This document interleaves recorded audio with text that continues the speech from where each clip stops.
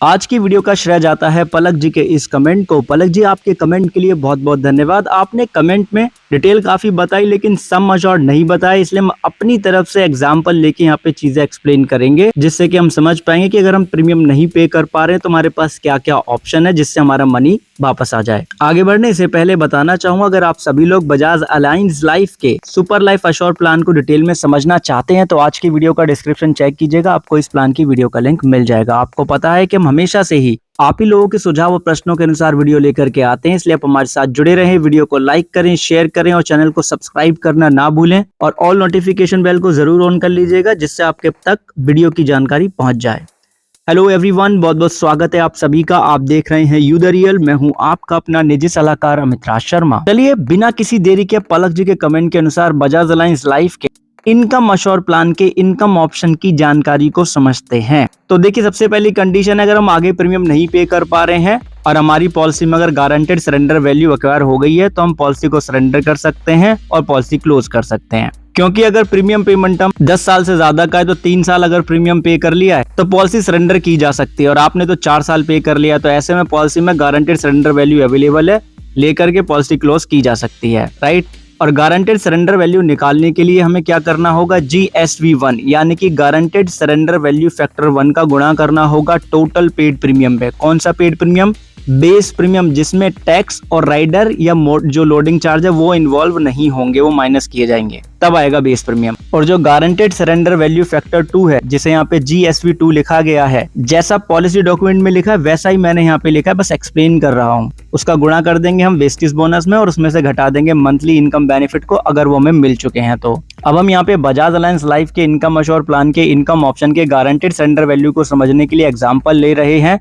ध्यान से समझिएगा क्योंकि इसी तरीके से आपको भी कैलकुलेशन करनी होगी। मान लेते हैं श्रीमान ए हैं, जिनकी आयु 30 साल की है, सम अश्योर्ड ले रहे हैं 4,32,000 रुपए का, पॉलिसी टर्म 24 साल का, पीपी टर्म यानी कि प्रीमियम पेमेंट टर्म 12 साल का, और जो मंथली इनकम बेनिफिट है इस ऑप्शन में वो 144 महीने तक मिलता है, यानी कि 12 साल प्रीमियम पे कर लिए, रेस्ट जो 12 साल बचे उसमें इनकम बेनिफिट मिलता रहेगा हर महीने। सालाना बेस प्रीमियम 31,788 रुपए का यहाँ पे ये पे कर रहे हैं श्रीमान ने, क्योंकि जो मासिक इनकम इनकी बैठ रही है वो है 3,000 रुपए हर महीने की, राइट। क्योंकि जो बेस सम अश्योर्ड होता है प्लान का उसको डिवाइड कर देते हैं हम 144 से, 144 महीने से, तो मंथली इनकम निकल के आ जाती है। प्लान में जो बोनस की इंफॉर्मेशन वेबसाइट पे अवेलेबल है उसके अनुसार जो कंपाउंड रिवर्सनरी बोनस है उसका रेट 3.10% का हमें शो हो रहा है, और पॉलिसी ब्रोशर में हमें दिखता है कि इस प्लान में कंपाउंड रिवर्सनरी बोनस मिल रहा है, सिंपल रिवर्सनरी नहीं। अब हम मानते हैं श्रीमान ने 7 साल प्रीमियम पे करने के बाद ने सरेंडर कर रहे हैं, तो 7 साल के अंदर जो टोटल बेस प्रीमियम इन्होंने पे कर लिया वो 2,22,516 रुपए का पे करा डेट ऑफ सरेंडर तक।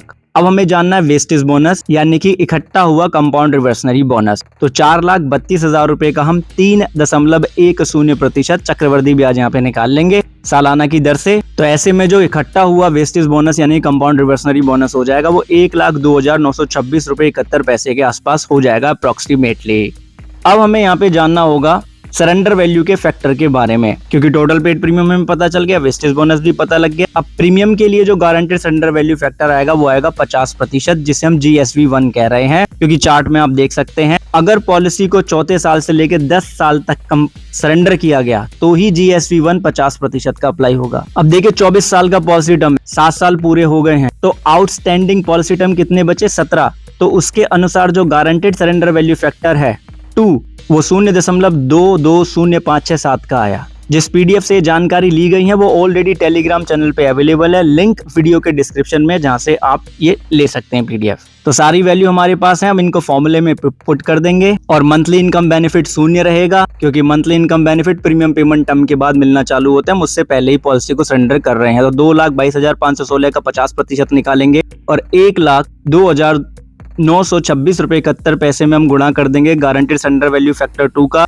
तो 1,33,958 रुपए 23 पैसे के आसपास गारंटेड सरेंडर वैल्यू आ जाएगा। तो इस तरीके से सरेंडर वैल्यू की यहाँ पे कैलकुलेशन की जाएगी और सरेंडर वैल्यू मिलने के बाद में पॉलिसी बंद हो जाती है। अब देखिए ये फैक्टर जो है आगे चल के बदल भी सकते हैं, माइट भी, लेकिन जो इन्फॉर्मेशन आपके पॉलिसी बॉन्ड में लिखी हुई है गारंटेड सरेंडर वैल्यू फैक्टर की या बेनिफिट की, वो ही अप्लाई होगी। तो पॉलिसी बॉन्ड जरूर रीड कीजिएगा। अगर प्रीमियम पेमेंट टर्म 10 साल से कम का होता है तो कम से कम 2 साल प्रीमियम पे करने होते हैं लगातार टाइम पे, उसके बाद ही आपको सरेंडर वैल्यू पॉलिसी में मिल सकती है, उसके बाद ही आप पॉलिसी को सरेंडर कर सकते हैं, उससे पहले सरेंडर नहीं कर पाएंगे। और इस केस में भी गारंटेड सरेंडर वैल्यू की कैलकुलेशन इनकम ऑप्शन के साथ में ठीक इसी तरीके से की जाएगी। यहाँ पे जो हमने रिसीव्ड एमआई लिखा उसका मतलब है रिसीव्ड मंथली इनकम, बाकी एग्जांपल के थ्रू आपको बता ही चुके हैं। अब यहाँ पे सेकंड ऑप्शन बचता है कि हमें सरेंडर करने पे अगर लॉस हो रहा है तो हम पेड अप पॉलिसी बेनिफिट में पॉलिसी को कन्वर्ट कर सकते हैं। कैसे कर सकते हैं? अगर प्रीमियम पेमेंट टर्म 10 साल से कम है तो 2 साल लगातार प्रीमियम पे करना अनिवार्य है, और अगर प्रीमियम पेमेंट टर्म 10 साल से ज्यादा का है तो पहले 3 साल लगातार प्रीमियम पे करना अनिवार्य है। उसके बाद अगर फ्यूचर प्रीमियम हम नहीं पे कर पा रहे हैं तो ग्रेस पीरियड के बाद में हम पॉलिसी को पेड अप पॉलिसी में कन्वर्ट करा सकते हैं कंपनी से कह के।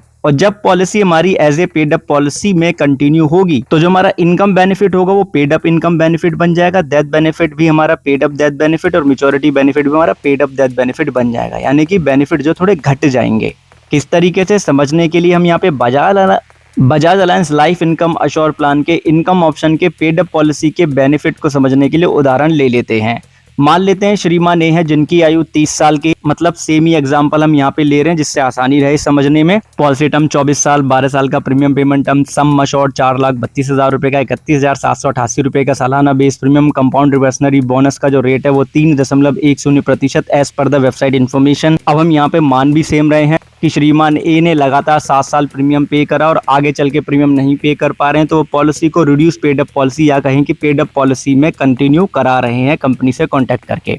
तो ऐसे में जो हमारा यहाँ पे निकल के आ जाएगा पेड अप फैक्टर, उसकी कैलकुलेशन करने के लिए जो नंबर ऑफ पेड प्रीमियम है वो कितनी है 7, उसको हम डिवाइड कर देंगे किससे, नंबर ऑफ पेबल प्रीमियम से जो है हमारी 12, क्योंकि 12 साल का हमारा क्या है प्रीमियम पेमेंट टर्म।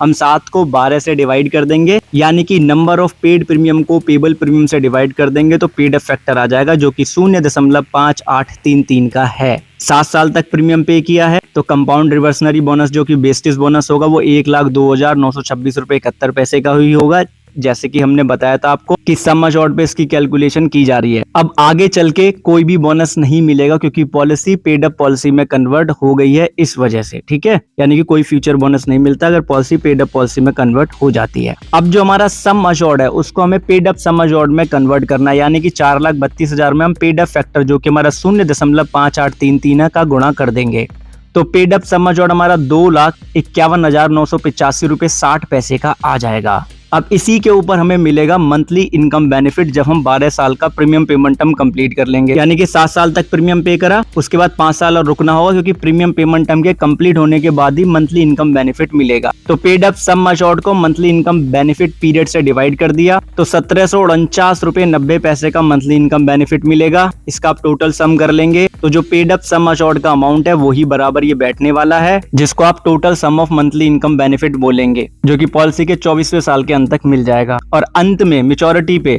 जो वेस्टेज बोनस है 1,02,926 रुपए 71 पैसे, उसके साथ में टर्मिनल बोनस यदि होगा तो कंपनी पे करेगी और पॉलिसी बंद हो जाएगी, राइट। अब देखिए, अगर आप इनकम ऑप्शन को बजाज अलायंस लाइफ के इनकम अश्योर प्लान के इनकम ऑप्शन को अलग से समझना चाहते हैं तो वीडियो ऑलरेडी अवेलेबल है चैनल पे, 12,000 से ज्यादा लोगों ने देख ली है। अगर आप इस प्लान के अश्योर इनकम बेनिफिट को समझना चाहते हैं या अश्योर वेरिएंट को समझना चाहते हैं जिसमें लमसम बेनिफिट मिलते हैं, उसकी भी जानकारी अवेलेबल है। बाकी अगर आप इनकम ऑप्शन के मैच्योरिटी बेनिफिट को डिटेल में समझना चाहते हो उसका भी वीडियो अवेलेबल है पहले से ही है, और सबका जो लिंक है आपको वीडियो के डिस्क्रिप्शन में मिल जाएगा जिससे आप अच्छे से समझ पाएंगे। अब क्योंकि जो वीडियो है आज का वो पलक जी के कमेंट के अनुसार है तो इस वजह से हमने गारंटेड सरेंडर वैल्यू फैक्टर और पेड अप वैल्यू फैक्टर की हमने बात की और उसका एग्जांपल दिया। देखिए, आपके कमेंट के अनुसार जो आपका पेड अप वैल्यू फैक्टर या पेड अप फैक्टर निकल के आएगा वो 0.571 निकल के आएगा।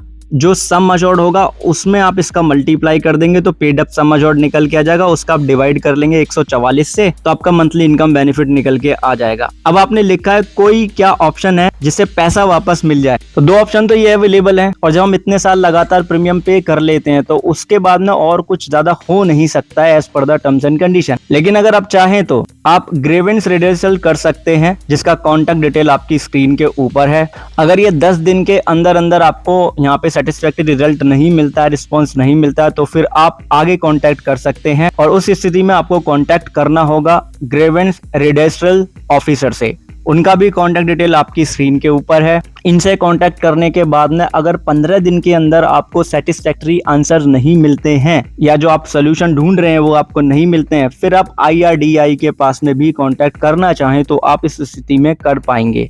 उसका भी कॉन्टैक्ट डिटेल आपकी स्क्रीन के ऊपर है। और अगर आप अपना पॉलिसी बॉन्ड चेक करेंगे तो आपको पहले से ही ये सारी कॉन्टैक्ट डिटेल उसमें अवेलेबल है। लास्ट 2 पेजेस के अंदर आपको ये सारी डिटेल मिल जाएगी, राइट। अब जो भी इंफॉर्मेशन दी गई है वो सिर्फ और सिर्फ जानकारी के लिए दी गई है, इसका अन्यथा कोई भी मतलब ना निकाला जाए। आपने वीडियो अंत तक देखा उसके लिए बहुत बहुत धन्यवाद। एक चीज खुद भी समझें, दूसरों को भी समझाएं कि इंश्योरेंस एक प्रोटेक्शन है, प्रोटेक्शन कभी अधूरी नहीं लेते हैं। और जानकारी अगर क्लियर है तो प्लीज वीडियो को लाइक करें, शेयर करें, चैनल को सब्सक्राइब करके जुड़े रहें हमारे साथ। और एक चीज खुद भी समझें, दूसरों को भी समझाएं कि इंश्योरेंस एक प्रोटेक्शन है और प्रोटेक्शन कभी अधूरी नहीं लेते हैं और इंश्योरेंस को प्रोटेक्शन की तरह ही हमें ट्रीट करना चाहिए। धन्यवाद। आप सभी अपना ध्यान रखिएगा। बहुत बहुत आभार आप सभी का।